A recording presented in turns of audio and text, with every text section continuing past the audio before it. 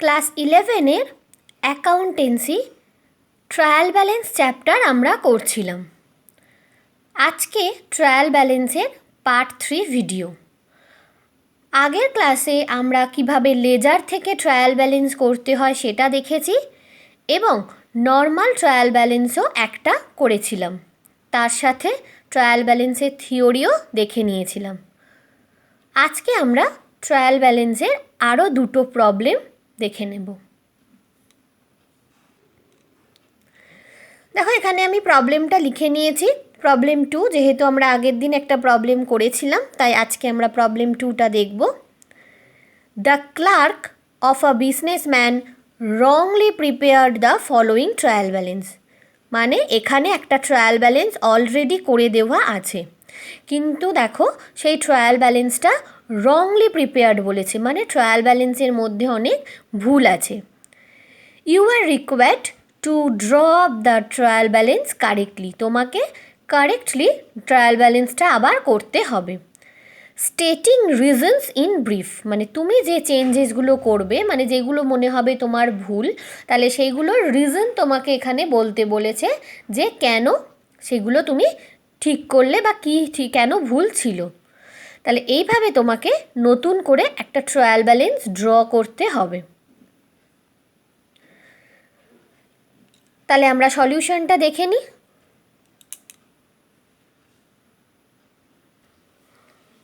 দেখো, এখানে যে প্রবলেমটা দিয়েছে সেখানে প্রথমেই আমরা দেখতে পাচ্ছি এর প্রোফর্মায় কিন্তু ভুল আছে। অর্থাৎ প্রোফর্মা আমরা জানি এরকমভাবে আমরা সলিউশনটা করেছি। প্রথমে সিরিয়াল নাম্বার, তারপরে হেডস অফ ইন অ্যাকাউন্টস, তারপরে এলএফএ অ্যামাউন্ট, আর অ্যামাউন্টে ডেবিট ক্রেডিটের ঘর হয়। কিন্তু এখানে আমাদের প্রথমেই প্রোফর্মায় ভুল আছে। তো আমরা যখন সলিউশনটা করব তখন প্রপারলি প্রোফর্মা টেনে নেব। উপরে আমি লিখে নিয়েছি in the books of a businessman, তার নিচে trial balance as on dot dot. যেহেতু এটা তোমাদের কারেক্টলি করতে বলেছে তাই আমি ব্র্যাকেটে corrected trial balance as on লিখব। তাহলে এইভাবে আমি প্রোফর্মাটা টেনে নিয়েছি এবং কারেক্ট প্রোফর্মা করে নিয়েছি। এরপরে আমরা এক এক করে হেডস অফ অ্যাকাউন্টসগুলো দেখব এবং সেই অনুযায়ী সেটা ডেবিটে হবে না ক্রেডিটে হবে সেটা বসাবো। তাহলে আমাদের প্রবলেমটা দেখো, প্রথমেই বলেছিল আমি দুটো করে একেবারে দেখে নেবো, তাহলে আমাদের বুঝতে সুবিধা হবে। প্রথমে আছে ক্যাপিটাল। ক্যাপিটাল কোন দিকে হয়? ক্রেডিট দিকে, তাই এটা ক্রেডিটেই আছে এবং ঠিক আছে। নাম্বার 2তে কি আছে? Stock at the commencement of the year, মানে ওপেনিং স্টক। ওপেনিং স্টক কোন দিকে হয়? ডেবিটে হয়, তাই ডেবিটেই আছে। তাহলে এই দুটো আমাদের ঠিক আছে, তাই এই দুটো আমি ঠিকভাবে বসিয়ে দিয়েছি, ক্যাপিটাল ক্রেডিটে আর ওপেনিং স্টক ডেবিটে। এরপরে ডিসকাউন্ট অ্যালাউড। ডিসকাউন্ট অ্যালাউড, তুমি ডিসকাউন্ট অ্যালাউ করছো মানে এটা তোমার লস হচ্ছে, তাহলে সেটা কোন দিকে হওয়া উচিত? ডেবিট দিকে হওয়া উচিত, কিন্তু তুমি কোন দিকে? দেখো এখানে অঙ্কে তোমাদের ক্রেডিট দিকে করা আছে, তাই এটা ভুল আছে, এটাকে আমরা ঠিক করে লিখব। দেখো এখানে আমি ঠিক করে ডিসকাউন্ট অ্যালাউড বলে ডেবিট দিকে 500 লিখেছি। যেহেতু এটা ভুল আছে আমাকে রিজন লিখতে হবে, তাই এখানে আমি নাম্বার 1 দিয়েছি। অঙ্ক শেষ হয়ে যাবার পর আমরা লাস্টে এই নাম্বার ধরে ধরে রিজনগুলো লিখব। তাহলে ডিসকাউন্ট অ্যালাউড ডেবিটে হয়েছে। Next commission received. Commission received দেখো ক্রেডিট দিকেই হয়, ক্রেডিট দিকেই আছে, তাহলে এটা ঠিকই আছে। নেক্সট বলছে fixed assets. Any type of asset কোন দিকে হয়? ডেবিটে হয়, কিন্তু এটা দেখো ভুল করে ক্রেডিটে দেওয়া আছে, তাই এটাকে আমরা ঠিক করে ডেবিটে লিখব। তাহলে এখানে দেখো কমিশন রিসিভড আমি ক্রেডিট দিকেই লিখেছি এবং ফিক্সড অ্যাসেট ডেবিটে হয়, আমি ডেবিট দিকে লিখেছি এবং নাম্বার 2 দিয়েছি। এরপরে আছে সেলস। সেলস কোন দিকে হয়? সেলস ক্রেডিট দিকে হয়, কিন্তু এখানে কোন দিকে দেওয়া আছে? দেখো ডেবিট দিকে, তাহলে ভুল আছে, আমাকে ঠিক করতে হবে। সেমভাবে পারচেস কোন দিকে হয়? পারচেস আমার ক্রেডিট দিকে হয়, তাহলে পারচেস হচ্ছে ডেবিট দিকে হয়, কিন্তু এখানে ভুল করে ক্রেডিট দিকে দেওয়া আছে, তাহলে এটাকেও আমাকে ঠিক করে ডেবিট দিকে লিখতে হবে। আমি এখানে লিখেছি সেলস লিখেছি ক্রেডিটে এবং নাম্বার দিয়েছি 3, পারচেস লিখেছি ডেবিটে এবং নাম্বার দিয়েছি 4। Next return outward, return outward আমাদের কোন দিকে হয়? ক্রেডিট দিকে হয়, ক্রেডিট দিকেই আছে। রিটার্ন ইনওয়ার্ড ডেবিট দিকেই আছে, তাহলে এই দুটো ঠিক আছে। ক্যারেজ ইনওয়ার্ড আর ক্যারেজ আউটওয়ার্ড দুটোই আমাদের এক্সপেন্স, আর এনি টাইপ অফ এক্সপেন্স কোন দিকে হয়? ডেবিট দিকে হয়, কিন্তু এখানে দেখো ভুল করে ক্রেডিট দিকে দেওয়া আছে, তাই এই দুটোকে আমি ঠিক করব, করে ডেবিট দিকে লিখব। তাহলে এখানে দেখো আমি তাই করেছি। তাহলে এখানে দেখো রিটার্ন আউটওয়ার্ড আর রিটার্ন ইনওয়ার্ড আমি ক্রেডিট দিকে আর ডেবিট দিকে যেমন হয় তেমনই আছে, তেমনই বসিয়েছি। ক্যারেজ ইনওয়ার্ড আর ক্যারেজ আউটওয়ার্ড ভুল করে ক্রেডিটে বসানো ছিল, আমি ডেবিটে বসিয়েছি, এবং এর নাম্বারও দিয়ে দিয়েছি 5 আর 6, 5 আর 6 হয়ে গেল। এরপর দেখো বলেছে wages and salaries, wages and salaries debit দিকেই হয়, ঠিকই আছে। নেক্সট বিলস রিসিভেবল ডেবিট দিকেই হয়, ঠিকই আছে। সানডে ডেটারও ডেবিটে হয়, ঠিক আছে।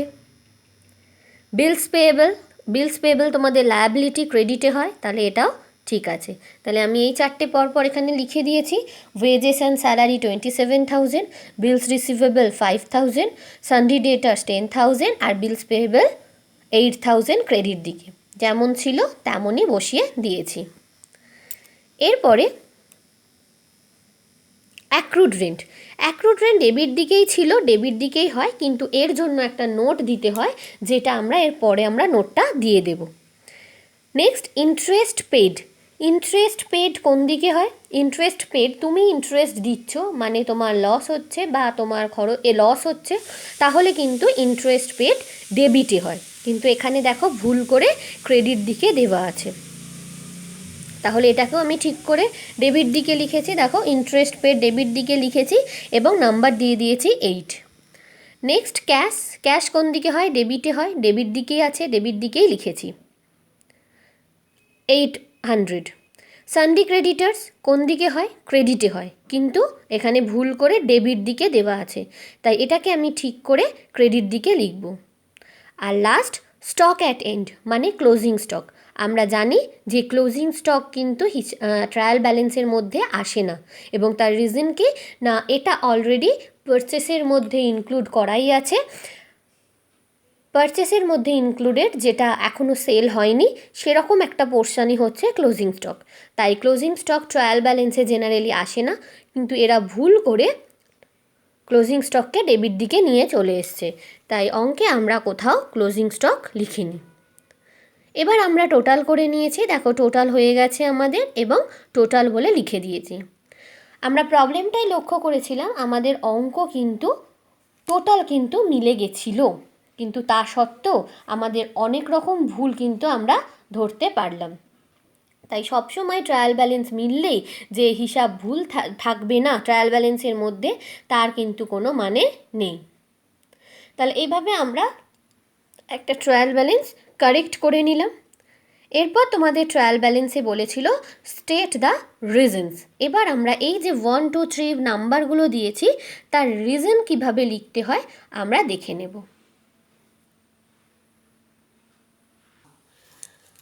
আচ্ছা, প্রথমেই আমরা নোটটা লিখে নেব, অর্থাৎ যে ক্লোজিং স্টক আমরা হিসাবে আনলাম না তার জন্য একটা নোট লিখতে হয়, সেই নোটটা আমরা লিখে নেব। কি লিখেছি? Stock at the end will not be shown in the trial balance as it is a part of the goods purchased but not yet sold। তাহলে এইভাবে আমরা ক্লোজিং স্টকের নোটটা আগে লিখে নেব। তারপরে যেগুলো আমরা চেঞ্জ করেছি, যেগুলো আমরা কারেক্ট করেছি, সেগুলোর রিজন আমরা এভাবে পরপর নাম্বার দিয়ে দিয়ে লিখব। দেখো নাম্বার 1-এ কী ছিল? Discount allowed. তো discount allowed is an expense, it should have debit balance. Number 2-তে ছিল fixed assets, fixed assets always reflects debit balance. আমরা রিজনগুলো লিখব যে কেন আমি ওটাকে ডেবিট করলাম বা কেন আমি ওই অ্যাকাউন্টটাকে ক্রেডিট করলাম। নাম্বার 3-তে সেলস ছিল, sales are income, therefore it should have a credit balance. Number 4 purchases are expenses, therefore it should have a debit balance. এইভাবে আমরা প্রত্যেকটা লিখে নেব। নাম্বার 5 আর 6-এ কী ছিল? ক্যারেজ ইনওয়ার্ড আর carriage outward both are expenses, carriage inward আর carriage outward both are expense, therefore they should have a debit balance. Number 7-এ একটা অ্যাক্রুড রেন্ট ছিল। দেখো অ্যাক্রুড রেন্টে একটা নোট হবে বলেছিলাম। তো অ্যাক্রুড রেন্টের কনসেপ্টটা কি? It is assumed that accrued rent is related to previous year because there is no rent received account in this year's trial balance. এই বছরের যে ট্রায়াল ব্যালেন্সটা তোমাদের দিয়েছে সেই ট্রায়াল ব্যালেন্সে কি কোথাও রেন্ট রিসিভড ছিল না। তাহলে যেহেতু এখানে কোনো রেন্ট রিসিভড নেই, তাহলে ধরে নেব যে এটা আগের বছরের অ্যাক্রুড রেন্ট যেটা এবছরে পেয়েছে, তাহলে অবশ্যই সেটা আমাদের হিসাবে আসবে, আমাদের ট্রায়াল ব্যালেন্সের মধ্যে আসবে। Therefore accrued rent account will show a debit balance. But যদি এটা এই বছরে কোনো রেন্ট রিসিভড থাকতো এবং তারপরেও অ্যাক্রুড রেন্ট দিত, অ্যাক্রুড রেন্ট মানে বাকি আছে, রেন্ট বাকি আছে, তাহলে সেটা এবছরের নয়, সেটা নেক্সট ইয়ারের হতো, তাহলে কিন্তু সেটা হিসাবে আসতো না। কিন্তু যেহেতু এটা আমি অ্যাজিউম করে নিয়েছি, তাই অ্যাক্রুড রেন্ট যখন হিসাবে আসবে, তুমি যখন ট্রায়াল ব্যালেন্সের মধ্যে আনবে, তখন অবশ্যই তোমাকে এই নোটটা লিখে দিতে হবে যে অ্যাক্রুড রেন্ট তুমি কেন এখানে এনেছো, তুমি অ্যাজিউম করে নিচ্ছ যে accrued rent is related to previous ইয়ার, সেই কারণেই কিন্তু এখানে ট্রায়াল ব্যালেন্সে শো করছে। তাহলে এটা তুমি রিজনের মধ্যে না লিখে নোটের মধ্যেও নোট 2 বলে লিখতে পারতে। তাহলে এইভাবে 8-9ও আমি লিখে নেব। 8-এ কী ছিল? দেখো সানডে ক্রেডিটর্স ছিল। Sundry creditors is a liability, therefore it should have a credit balance. 7-এ ছিল ইন্টারেস্ট পেড। ইন্টারেস্ট পেড 8-এ হচ্ছে interest paid is an expense, therefore it should have a debit balance. আর 9-এ ছিল sundry creditors is a liability, therefore it should have a credit balance. তাহলে এইভাবে যদি রিজন চায় তাহলে কিন্তু আমরা এইভাবে অঙ্ক করার পর রিজনগুলো লিখে দেব, কিংবা আমরা যখন ডেবিট আর ক্রেডিট কলাম করেছিলাম তার পাশেই আমরা ছোট করে রিজনের একটা কলাম করেও লিখতে পারি। প্রত্যেকটা অ্যাকাউন্টের পাশে পাশে তার রিজনগুলো লিখে দেবো, মানে প্রথমে এলএফ, তারপর ডেবিট, তারপর ক্রেডিট, তারপর একটা কলাম খুলবো রিজন বলে সেখানেও আমরা পাশে পাশে যেগুলো আমরা কারেক্ট করছি তার পাশে পাশে রিজন বলে লিখতে পারি। কিন্তু নোট সবসময় আমরা অঙ্কের শেষেই দেব, নোট কখনো আমরা অঙ্কের পাশে লিখব না। কিন্তু যদি রিজন না চায় কিন্তু ট্রায়াল ব্যালেন্স কারেক্ট করতে বলে, তাহলে কিন্তু রিজন লেখার দরকার নেই। যদি চায় একমাত্র তখনই আমরা রিজনটা লিখব। তাহলে আমরা সেকেন্ড প্রবলেমটা দেখে নিলাম। এবার আমরা প্রবলেম নাম্বার 3-তে অর্থাৎ নেক্সট প্রবলেমে চলে যাব। প্রবলেম নাম্বার 3, নেক্সট প্রবলেমটা আগে দেখে নিই। From the following ledger balance extracted from Mr. C. Pujara prepared a trial balance as on 30th April 2019. Put the difference to capital account. তার মানে কি? এই লাইনটার মানে put the difference in capital account মানেই বোঝাচ্ছে যে তোমাদের ট্রায়াল ব্যালেন্স কিন্তু মিলবে না, অর্থাৎ একটা ডিফারেন্স হবে, এবং বলেই দিয়েছে সেই ডিফারেন্সটা ক্যাপিটাল অ্যাকাউন্ট বলে শো করতে হবে। Put the difference to capital account. এবার কি কি দিয়েছে আমরা দেখে নিই। Opening stock, closing stock, cost of good sold, এটা কিন্তু নতুন, cost of good sold, sales, office expense, selling expense, fixed assets, debtors, creditors, cash in hand, cash at bank, bank loan, interest on bank loan, discount receipt, miscellaneous receipts, investment.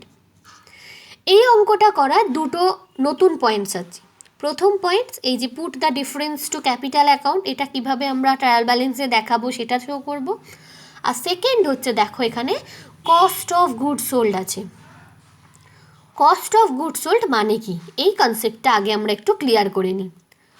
Cost of good sold মানে হচ্ছে opening stock plus purchase minus closing stock. অর্থাৎ এই যে cost of good sold 2,53,000 ভ্যালুটা বলেছে, এর মধ্যে opening stock include আছে, পারচেস ইনক্লুড আছে, এবং এর থেকে ক্লোজিং স্টক লেস করা আছে, মানে কস্ট অফ গুড সোল্ডের ফর্মুলা হচ্ছে opening stock plus purchase minus closing stock. তাহলে আমরা যখন ট্রায়াল ব্যালেন্সে as a cost of good sold বলে 2,53,000 আনবো, তাহলে এর মধ্যে অলরেডি ওপেনিং স্টকের 48,000 ইনক্লুড আছে। তাহলে আবার আমি সেকেন্ড টাইম ওপেনিং স্টক আনবো না। যদি আনি তাহলে কিন্তু ওপেনিং স্টকটা ডাবল এন্ট্রি হয়ে যাবে, মানে দুবার করে এন্ট্রি হয়ে যাবে। তাহলে কিন্তু যখনই আমরা কস্ট অফ গুড সোল্ড হিসাবে আনবো, ট্রায়াল ব্যালেন্সে আনবো, সেক্ষেত্রে আমরা আর ওপেনিং স্টক এখানে আনবো না। আর এখান থেকে এই 2,53,000 থেকে অলরেডি ক্লোজিং স্টক মাইনাসই করা আছে, তার মানে এই 2,53,000-এর মধ্যে ক্লোজিং স্টক 53,000 ইনক্লুড নেই। তাহলে আমরা অঙ্কে ট্রায়াল ব্যালেন্সের মধ্যে ক্লোজিং স্টক 53,000টা আনব। তাহলে মনে রাখবে, যখন কস্ট অফ গুড সোল্ড দেবে তারপরেও যদি অঙ্কের মধ্যে ওপেনিং স্টক আর পারচেস থাকে, সেটা আমাদের ট্রায়াল ব্যালেন্সে আসবে না, কিন্তু ক্লোজিং স্টক ট্রায়াল ব্যালেন্সে আসবে। তাহলে কি বললাম না, যখনই cost of good sold trial ব্যালেন্সে আসবে তখন আবার ওপেনিং স্টক আর পারচেস ট্রায়াল ব্যালেন্সে আর আসবে না। তখন আমাদের কোনটা ট্রায়াল ব্যালেন্সে আনতে হবে? ক্লোজিং স্টক ট্রায়াল ব্যালেন্সে আনতে হবে। তাহলে এবার আমরা অঙ্কটা দেখে নিই। তাহলে আমরা প্রপারলি ছকটা টেনে নিয়েছি। In the books of mister C Pujara, trial balance as on 34/4/2019। Proper ছক কেটে নিয়েছি, serial number, name of the accounts, LF, amount, debit আর ক্রেডিট। এবার আমরা রুল অনুযায়ী বসিয়ে দিই। ওপেনিং স্টক ছিল প্রথমে, ওপেনিং স্টক আমরা আনবো না। Closing stock 53,000 debit side, cost of good sold 2,53,000 debit, sales কোন দিকে হয়? Credit, office expense, selling expense any type of expense কোন দিকে আসে? Debit, fixed assets debit, debtors debit, creditors credit, cash in hand, cash at bank debit, bank loan, bank থেকে তুমি loan নিচ্ছ তাহলে সেটা কিন্তু তোমার লায়াবিলিটি। তাহলে ব্যাঙ্ক থেকে যখন তুমি লোন নিচ্ছ সেটা তোমার লায়াবিলিটি, আর লায়াবিলিটি ক্রেডিট সাইড। নেক্সট বলছে interest on bank loan. Interest on bank loan, তুমি ব্যাঙ্ক থেকে লোন নিলে তোমাকে ইন্টারেস্ট দিতে হবে, তাহলে ইন্টারেস্ট পেড, আর ইন্টারেস্ট পেড তোমাদের এক্সপেন্স, তাই এটা ডেবিট। ডিসকাউন্ট রিসিপ্ট, তুমি ডিসকাউন্ট পাচ্ছ তাহলে credit. Miscellaneous receipt, miscellaneous means বিভিন্ন রকমের প্রাপ্তি, সেটা তোমার ক্রেডিট। ইনভেস্টমেন্ট হচ্ছে অ্যাসেট, ইনভেস্টমেন্ট যখন অ্যাসেট তাহলে সেটা তোমাদের ডেবিট। তাহলে এই পর্যন্ত আমি করলাম, আমাদের অঙ্কে যা যা দেওয়া ছিল আমি ডেবিট আর ক্রেডিটে ভাগ করে ঠিক করে বসালাম। এরপর আমি দুদিক যোগ করব। দেখবে দুদিক যোগ করে তোমাদের টোটাল মিলছে না। তোমাদের ডেবিট দিকের অ্যামাউন্ট হচ্ছে 5,16,000 আর ক্রেডিট দিকের অ্যামাউন্ট কত হচ্ছে? 4,34,000। তোমরা টোটাল করে দেখবে, ডেবিট দিকে টোটাল হচ্ছে 5,16,000 আর ক্রেডিট দিকের টোটাল হচ্ছে 4,34,000। তাহলে দুদিকে ডিফারেন্স হচ্ছে। এই ডিফারেন্সটা কিসের দিতে বলেছিল? ক্যাপিটালে। তাহলে এখানে আমাদের ডিফারেন্সটা কোন দিকে হচ্ছে? আমাদের ক্রেডিট দিক কম হচ্ছে। কত টাকা কম হচ্ছে? 5,16,000 মাইনাস 4,34,000 করে দেখো, 82,000 আমাদের কম হচ্ছে ক্রেডিট দিকে। তাহলে এই 82,000টা আমি এখানে বসাবো এবং সেটাকে কোথায় দিতে বলেছে? ক্যাপিটালে। তাহলে আমরা নাম্বার 16 সিরিয়াল নাম্বার দিয়ে ক্যাপিটাল বলে 82,000 লিখব এবং ব্র্যাকেটে অবশ্যই লিখে দেব B/F, মানে ব্যালেন্সিং ফিগার। আমরা ক্যাপিটাল লিখে ব্র্যাকেটে B/F লিখে ব্যালেন্সিং ফিগার লিখে ক্রেডিটে 82,000 দিয়ে দুদিক সমান করব 5,16,000। এখানে বলে দিই, যদি এই লাইনটা না দিত, put a difference into capital account, এই লাইনটা যদি না থাকতো তারপরেও যদি ডিফারেন্সটা থাকতো তাহলে অঙ্ক তো ডিফারেন্স হবে, কারণ অঙ্কে তোমাদের যা আছে তাতে টোটাল মিলছে না, ডিফারেন্স হচ্ছেই। তো সেক্ষেত্রে আমরা এই ডিফারেন্সটা যদি কিছু বলা না থাকে তখন কিসে দেব? সাসপেন্স অ্যাকাউন্টে।